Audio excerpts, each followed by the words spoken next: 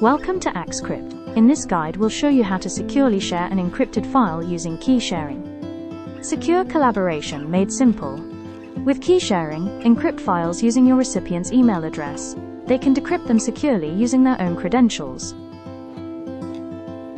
To begin, click the Share Keys icon. Next, you select the encrypted file you wish to share access to. Here you add the email ID of the recipient and click on Apply. That's all. The recipient now has access to your encrypted file. To view the file, they will need to log in to AxCrypt using their own credentials. This ensures that only the intended recipient can access and decrypt the file. If the recipient does not already use AxCrypt, they will receive an invitation email to join. They can simply click the link, download AxCrypt, and set up their account. Remember, the file itself must be shared separately. AxCrypt simply provides secure access to decrypt it. Using AxCrypt is as easy as tap of a button. Start securing today. Experience the best.